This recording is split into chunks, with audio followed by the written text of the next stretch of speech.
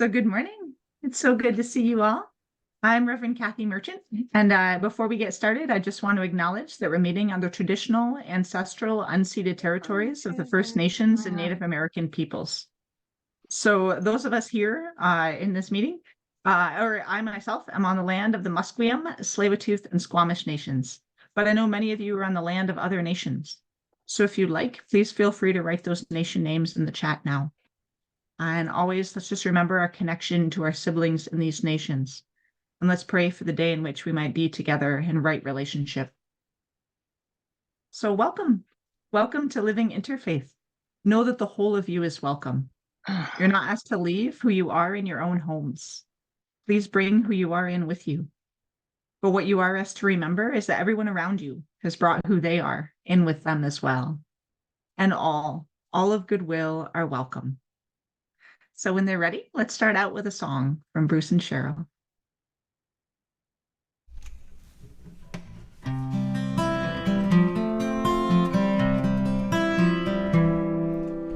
Come, come, whoever you are, wanderer, worshiper, lover of leaving, ours is no caravan of despair.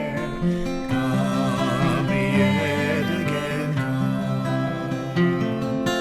come, come, whoever you are, though you've broken your vows 1,000 times, though you've broken your vows 1,000 times, come yet again, come,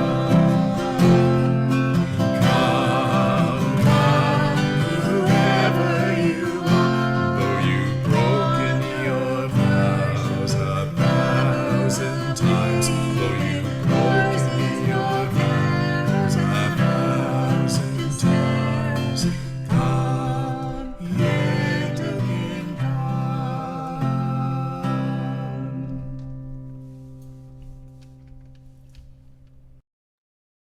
Beautiful. Thank you so much. The sound is really good. You all have really worked out a system, so it sounds great. Yes, so we have a few announcements. The first announcement is every Tuesday from noon to 12:30, I've been leading a prayer vigil for Palestine and Israel. So anyone who would like, it's a virtual thing, so you can join on Zoom. And I usually open it up with a prayer, and then the space is open if anyone has another prayer or a poem or a song to share. And otherwise, we just pray together silently for half an hour. So if you're interested in joining, I'll just put the link in the chat of where you can get the Zoom link for it. But we've been doing that. We said we'll do it till there's a permanent ceasefire. So every week we hope it's our last gathering. We've been doing it for about 6 weeks now.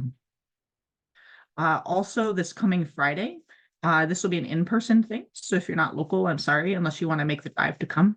I'm going to be working with my friend Tony Peroni, and we're going to be facilitating another truth mandala. A truth mandala is an exercise done, was created by Joanna Macy. She was a Buddhist Jewish person, and she created this exercise to help people kind of a way to process through grief and difficult feelings around the suffering in the world. And we had done one related to the Israel-Palestine conflict a couple months ago. And people said it was so powerful that they wanted another one. So this one is available to anyone who'd like to come. It's a 2-hour exercise, essentially folks sit in a room together. And as you feel called, you come into the center and express your feelings based on the items we have there. And then we hold space for that and try to support each other. So it's really beautiful. So if anyone's interested in learning more about that or coming, just let me know and I can give you the details. I want to lift up that there is going to be a Confronting Wildfires in an Era of Climate Emergency event. That's going to be on Monday, May 6th at 7 p.m. At UBC Robson Square in Vancouver. So it's going to be a free public panel to learn how we can balance investments in emergency response and climate preparedness with climate action spending. So yes, and there's here, I'll put where you can register for that in the chat. So that's a free event.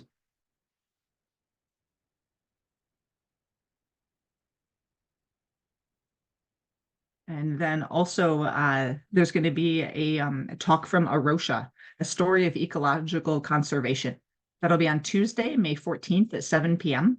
at the Calibri Center on Wally Boulevard in Surrey. So anyone who's interested can sign up to attend that. They're an excellent group. They do a lot of really great work out here for the environment. And if you want to sign up, you can contact that email address I put in the chat. Does anyone else have any other events or things they'd like to lift up at this time? Yes, Stephen. I have finally followed through with something I've threatened to do for a while, and that is put up an interfaith blog on Substack, and it will be at least probably once a month. I'm assuming I'll have energy enough to do that. It's, as you may know, as you get older, you have to figure out what you can still do and what you can't, and try to put your energy on what you can still do, not despairing over what you can't. So let's see if I can actually get this on. Yeah, there it is. Okay, if you're interested, it's an interfaith post. It'll be once a month. There's no fee. If you're interested in looking at this first post and deciding whether or not you want to receive them in the future, that's fine. And if you decide you do want to receive them, you can click on subscribe and you'll get them in your email once a month. So it's there. You do what you can. And that at the moment, this is what I can do. So that's there we go. Thank you. Well, I'm going to subscribe. So you'll have one subscriber. Yeah. I can guarantee you that. Me too. That's great. 2, 3, 2. Yes, Rachel? I have one more announcement, and I have already read Stephen's post and subscribed, so I can assure you all it's a very lovely thing to do. But on Wednesday, May 8th, the Multi-Faith Action Society is having its annual general meeting at the Unitarian Church, and there will be a free dinner provided. It will be vegetarian Indian food, and Harold Rosen will actually be speaking. So if you'd like to come out and see him in person, you're all invited, and I'll put the email to respond to RSVP in the chat. I also have one announcement. Yes, please. Hi. So the Vancouver School of Theology, In the Seattle area. oh yeah, is hosting its annual interreligious conference on May 21st through 23rd. It's a month away, but I just want to promo it now so you guys can start to think about it. It's a blended hybrid and in person. So for folks who are outside of Vancouver, you'll still have the opportunity to, but this year's theme is Sacred Arts in a Pluralistic Society, and the numerous ways that people might take that and go. I'm going to be presenting a paper on the art of lament, and how lament shows up in a variety of cultural and religious traditions globally. And then many, many, many different kinds of topics. So May 21st through 23rd, I'll put a little link in the chat as well. Thank you. I just wanted to wish all of you a happy Rizvan. This is the start of a 12-day festival of Baha'is every year, and it marks the one of the most significant events in the founding of the Baha'i faith. Beautiful. Thank you so much. This is wonderful. I love this. I love all this stuff we're doing. Oh, thanks for bringing that here, everybody. All right. So if that's it for now, let's come into silence. We can start with our prayers.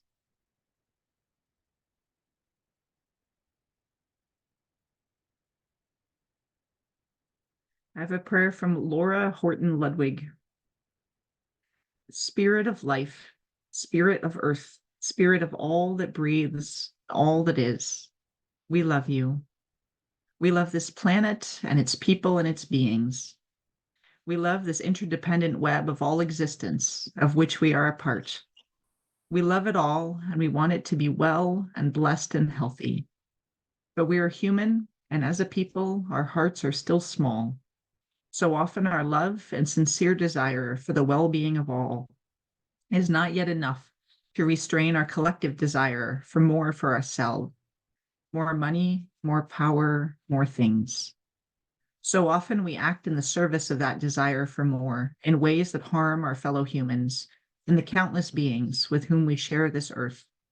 And so often, even when we would do otherwise, we feel powerless. The problems are so big, the scale so enormous. What can one person or one small group really do? But today, let our prayer be for hope and commitment to stay in the struggle and do what's right as best we can each day, and to love you, spirit of earth and ocean, stars and rocks, beings of all kinds, not least our human neighbors, to love this glorious whole as we love ourselves, for we are you and you are us. Blessed be.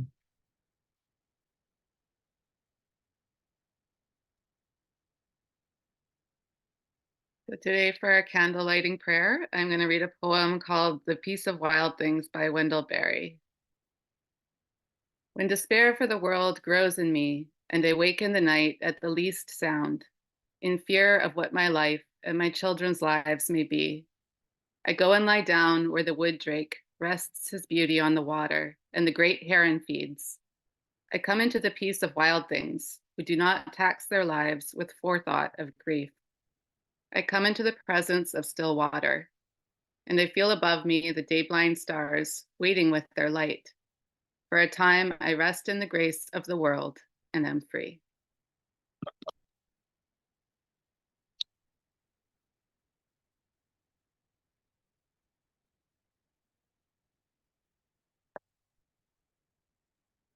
Beautiful. Thank you. Now let's offer one another a sign of peace. Peace, friends. It's so good to be with you today. Peace to all of you. My friend. Peace and love. Peace. Peace, everyone. Peace, everyone. Love, Peace be with you. love to all of you. Salam alaikum.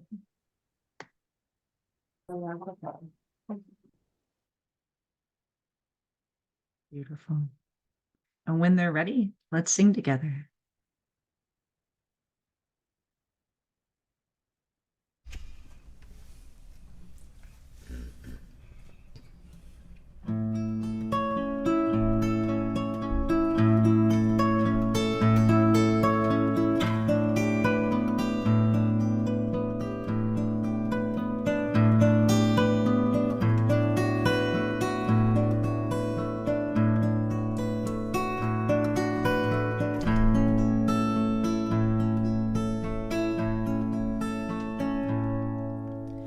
Come down to the spring with waters are refreshing, and great is your thirst. Wander nigh the well. The well has much to offer. Drink deep and often. Thirsty ground it cries, thirsty ground it cries, and rivers leap in wasteland, and rivers leap in wasteland. Streams in the desert, streams in the desert, like a tree in drought, like a tree in drought. Send forth your roots to water, send forth your roots to water. Fear not and bear fruit, fear not and bear fruit. Be a tree of life, be a tree of life. His fruit is for the healing, his fruit is for the healing of all the people, of all the people.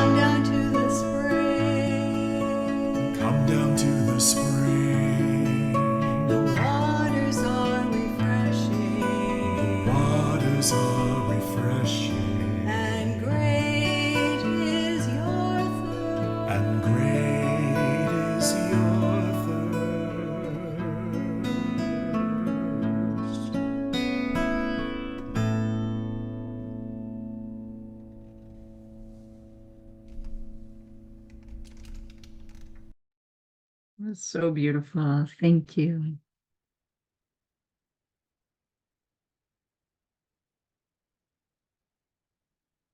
Now, if you'll join me in our joint affirmation. We come together in peace. We sing together in joy and with love. We worship together in one house, a house with names beyond number. Our paths are many, our beliefs are as leaves, and the tree that we cleave to is nourished by the light of compassion, justice, and mutual respect. May our lives, our beliefs, and our actions help to bring about the world of love we all seek. And let it begin here. Now, as we take a few minutes to pray in our own homes and in our own ways, as always, there are so many people and causes that need our support right now. I was reading this morning a little bit about Sudan. Right now, it's estimated that 800,000 people in one of its major cities are in danger because of the ongoing warfare between the paramilitary groups. So if we could take some time to pray for all those whose lives are in danger in Sudan, be helpful. Thanks, friends.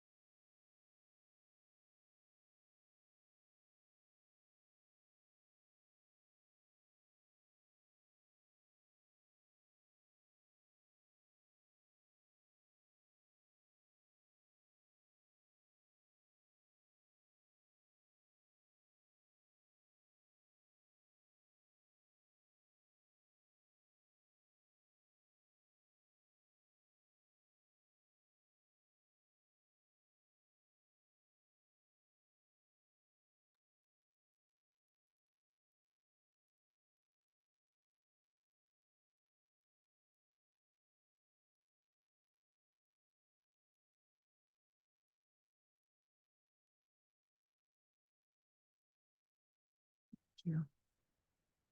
And now Bruce and Cheryl have another song for us.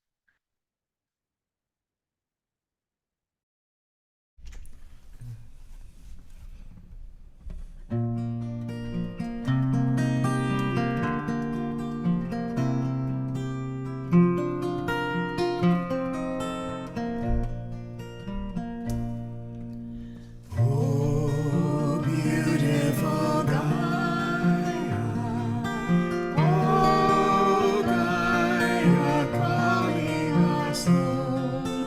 Oh, beautiful Gaia, calling us home. Soil yielding its harvest. Oh, Gaia, calling us home. Soil yielding its harvest. Calling us home. Oh, beautiful Gaia. Oh, Gaia, calling us home. Oh, beautiful Gaia,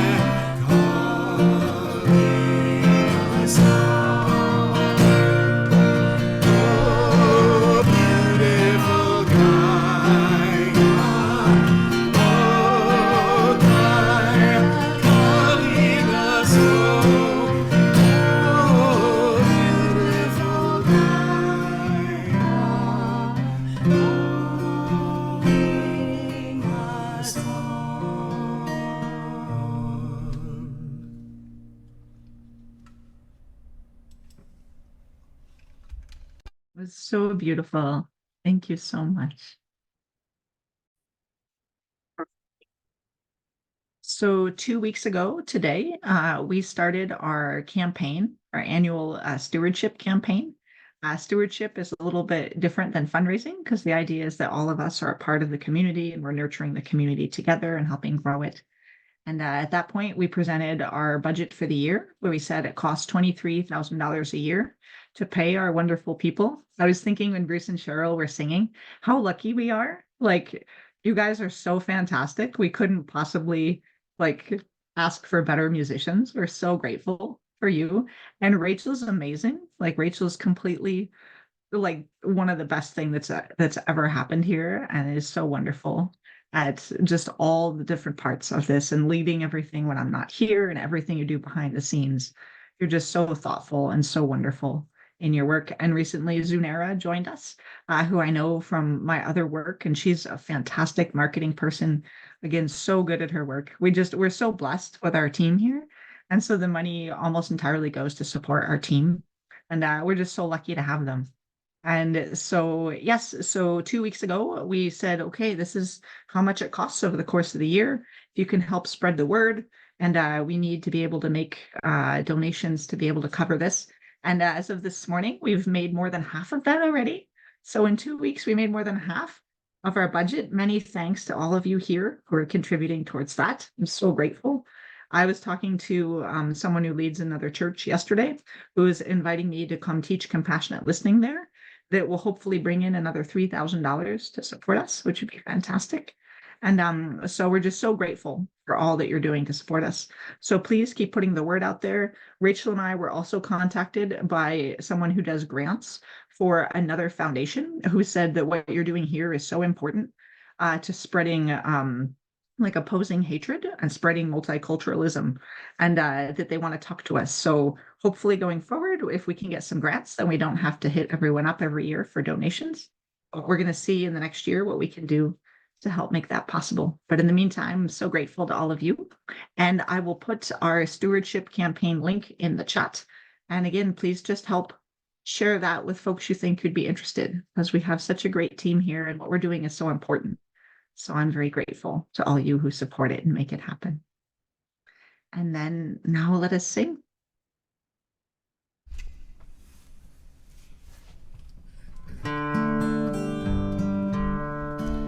From you I receive, to you I give. Together we share, and from this we live. From you I receive, to you I give. Together we share, and from this we live. From you I receive, to you I give.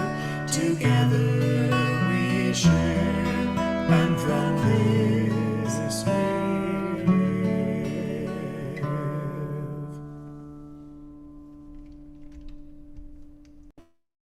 Beautiful. Thank you so much. And now it's my pleasure to turn it over to my good friend, Steve Crawford. Steve is wonderful. I think you all know he's on our board here, and he's been on the board of the Living Interfaith Church. He was actually a founding member back in 2010 of the Living Interfaith Church. And then he's also often and maybe currently on the board of the Interfaith Community Sanctuary in Seattle. So he is involved in at least 3 different interfaith communities, if not more, and has just so much to bring, and is a great storyteller. So when you're ready, over to you, Steve. Thank you. Hello, everybody, and thanks for coming. I really appreciate your attention. I'm going to start with a disclaimer. Everything that I talk about today with regard to my personal journey is merely commentary on my journey. It is in no way an opinion about your journey or what you believe or what you have found.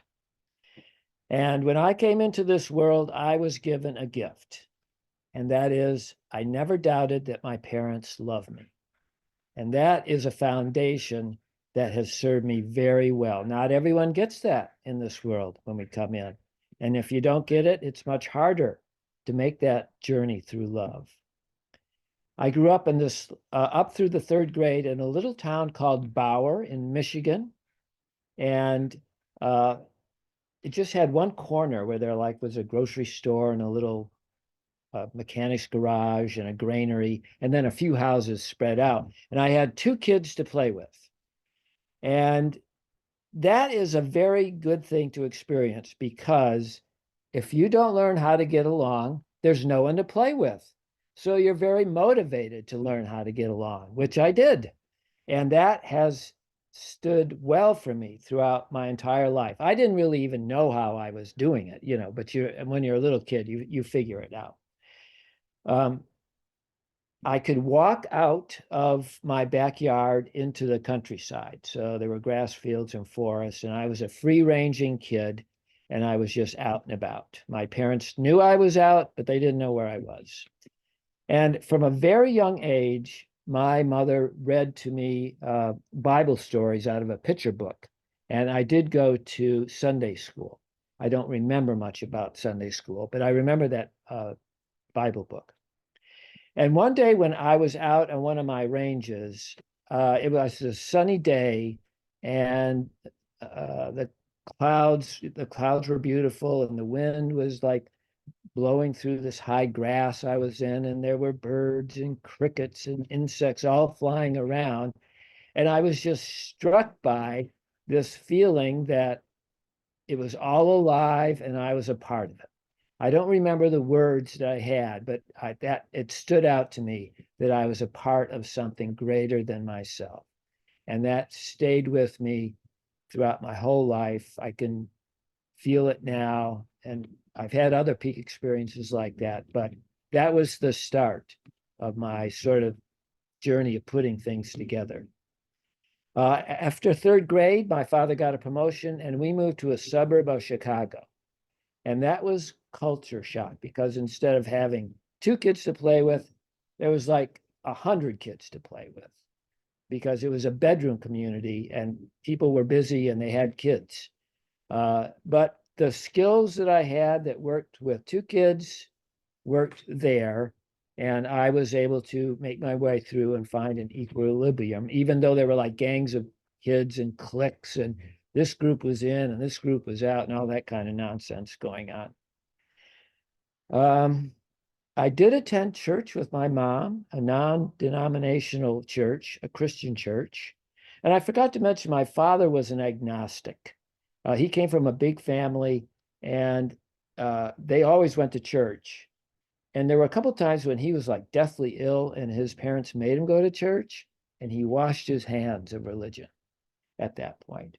And whereas my mom practiced a non-denominational Christian faith, which basically consisted of being kind and trying to do good in the world, which I thought was very good. I think around time passed, and around 8th grade, I think my mom just told me, I think you should be confirmed in the church. So I said yes. And I went to the church. There was a lovely minister there.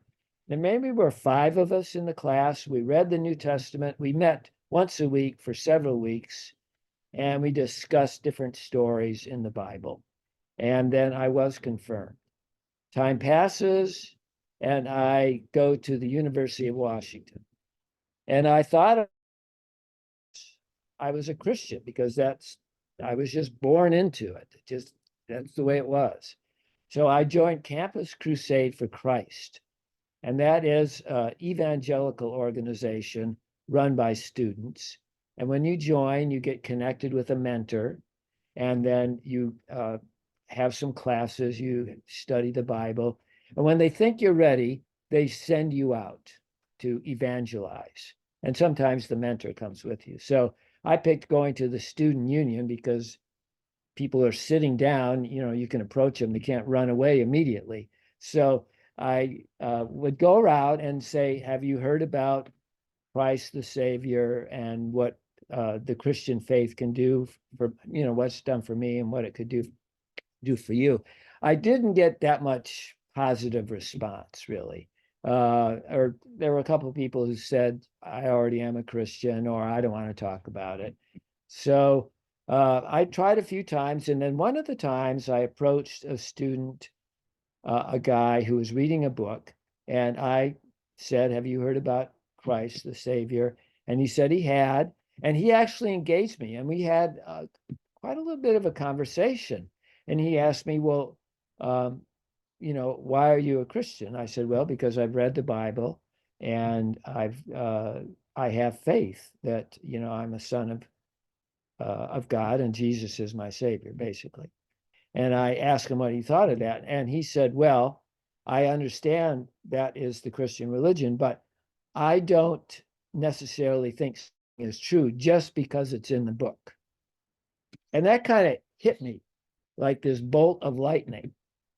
And I didn't talk to him very much more, but I went back to the dorm and I was thinking about it a lot. And I thought, it's interesting. I never really even thought about it. I just was a Christian because it got started by my mom. I hadn't thought about it at all. And then from the various studies that I had done, both when getting confirmed and then also with my mentor for Campus Crusade for Life, there were really three things in the Bible that I could never wrap my head around. Two in the Old Testament and one in the New. The first was the story of Noah, where our Creator, having created us, couldn't stand the mess we were making of the world because we were all sinning. So he decided to send the great flood, Noah's progeny repopulate the world, and we end up back in the same place as we were before the flood. So I could never understand that, and I still don't. The other was the example of Abraham being tested by God, where God tells Abraham to take his son Isaac to, I think it was a mountain, and burn him as a sacrifice, as a test. And it seemed to me, especially in reading the parts of the Old Testament that I did, that one thing that you're supposed to learn as a follower of God is the difference between right and wrong. And you don't murder people, you don't kill them. So the idea that an all-knowing, loving God would, ask somebody to do something in blind obedience never set right with me, because that would mean setting aside something you had learned and you know how to live. So those things together with, I realized that I had taken a leap of faith in being a Christian. I hadn't really thought about it. It just happened. I decided to leave the Christian faith at that point. And I did continue to read spiritual books because I wasn't sure if God really existed or not, although at the same time, I felt that everything is connected to everything else. And I did read The Course in Miracles, which I really recommend. I did the 365 Days of Lessons. And then I read the Urantia book. And I'm just curious, has anybody here even read the Urantia book or heard of it? Yeah. So Urantia is the name of our planet that's been given by the cosmic organization of God. It's like 2,000 pages, and it was supposedly channeled through one human being. And each chapter in it was given by a being that's in the organization of God's administration of the universe. So it goes into the whole of the life on Earth, how it got started, where we go, where we die, how you go up the different levels. It has 800, 900 pages on Jesus that retells the story of who Jesus was. And I've never read anything so beautiful or so detailed. I found no inconsistency in it whatsoever. And I even joined a group. There's no administration of the Urantia book. It's just a foundation, and they take the money from the sales of the book and make more books and just distribute them. So it was totally consistent. And I joined a group where people get together and they just discuss the book, which I enjoyed, and I met wonderful people there. But still, the problem was that I don't know if it was true, even though it seemed completely reasonable. I didn't know it was true. And in 2001, while I was still doing this study of the Urantia book, Christopher Phillips wrote a book called The Socrates Cafe.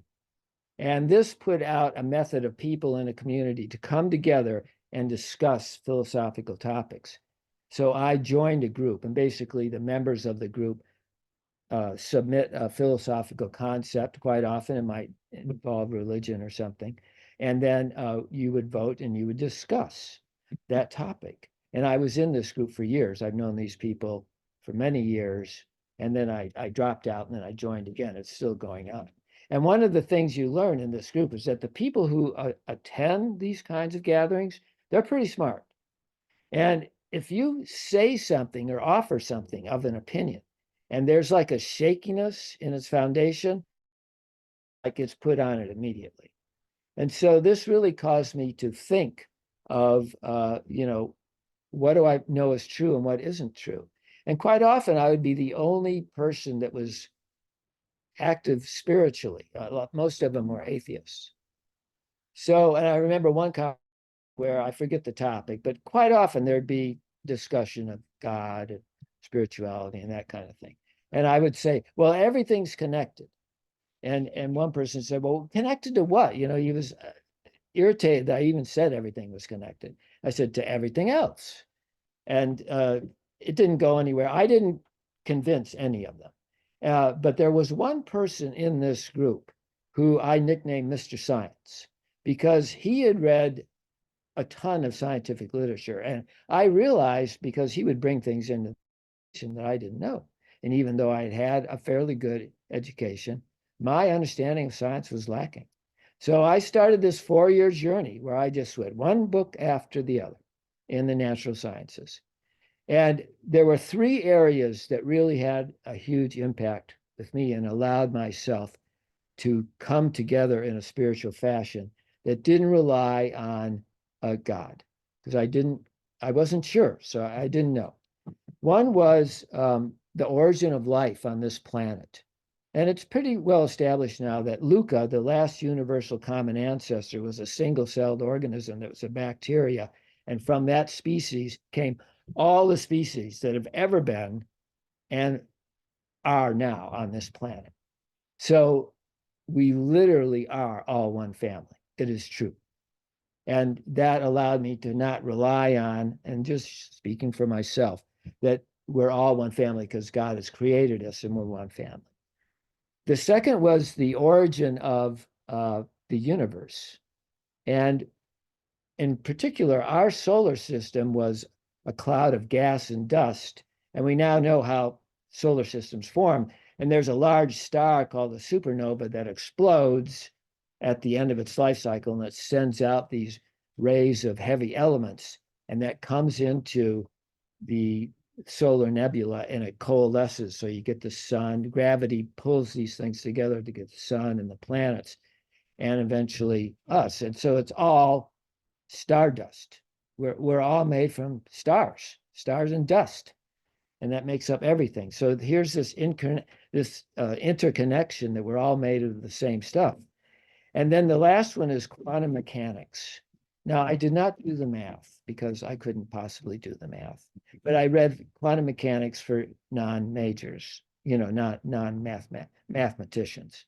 And we know by the Standard Model that everything that we run into, the table that is in front of me, this computer, our bodies, air, is all made from subatomic particles.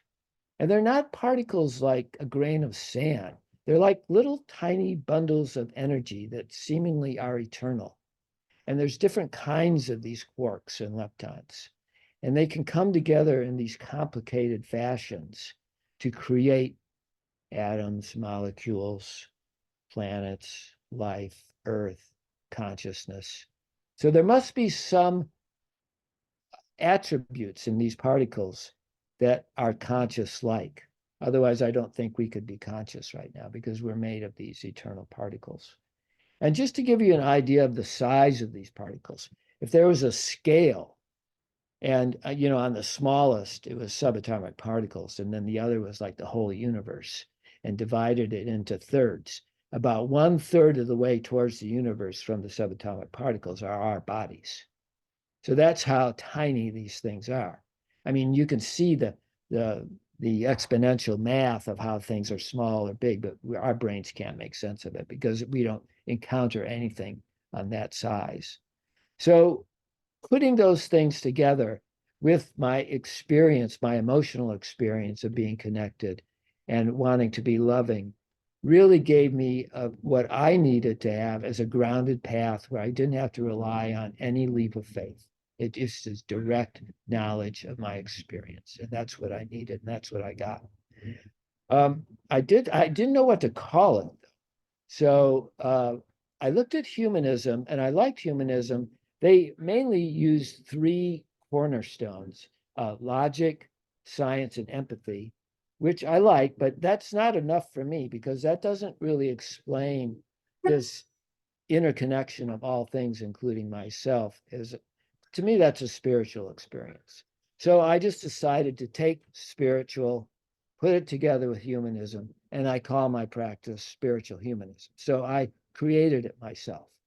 And the last thing that I've added to it really is that certain words are so huge, you don't really know if you're in a conversation with somebody what they mean unless you talk about it. One is God, and the other for me is love, because love, it can be very small, it can be personal, it can be huge. And I really wanted to just sit down and think, well, how did I get to love? What is it? And so I realized it starts with respect, to respect all things, to respect oneself, all beings around me, all life. And then from that respect and knowing that it's all part of the same thing, then it becomes natural to be kind, because you're being kind to yourself. And so you should try to be kind. I'm not saying you should, I'm saying I should try to be kind to everything around me. So am I always? No, but I'm a lot better now than what I used to be, because human beings can elevate these ideals into practice, putting them into their everyday interactions and get better. That's the beautiful thing. We can get better. And then the last thing is, when I take respect and kindness and put it together, I get love. So what is my practice? In every moment, in every interaction that I have, I try, and I quite often succeed in being respectful and kind and loving. And that is my practice of spiritual humanism.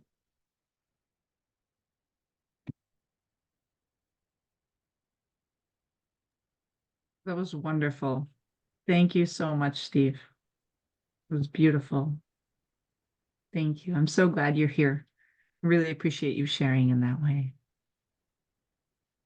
So I think we have one more song when Bruce and Cheryl are ready. They'll do our closing song and I'll do our closing prayer. And then if folks need to leave, they're more than welcome to. Otherwise, they can stay on and maybe chat with Steve if he has some time. So when you're ready, Bruce and Cheryl.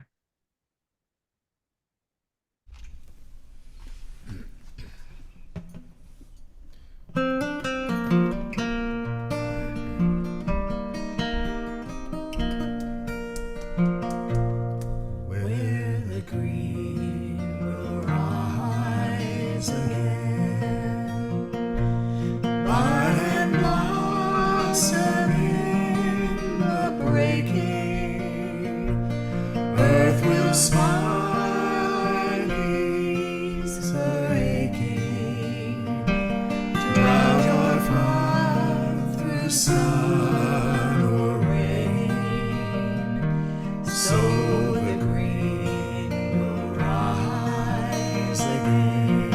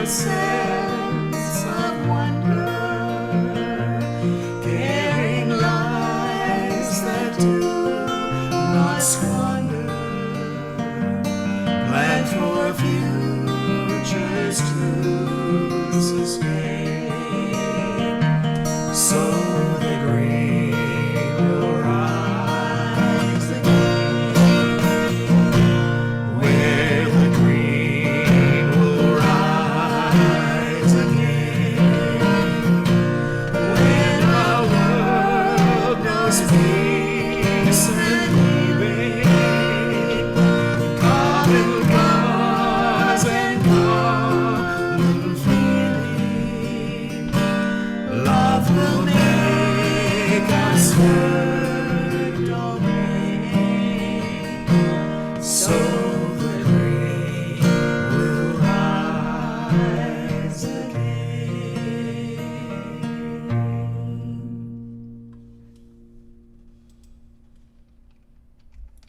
Beautiful. Thank you so much, Bruce and Cheryl. Many thanks to Steve for sharing so openly in such a wonderful way. And as we go forward in the weeks ahead, may you feel loved. May you feel your connection to all beings, to all creation, to all the people around you. May you show them respect and caring and love. May you know that only through doing this, through supporting one another, can we all get through this together. Amen.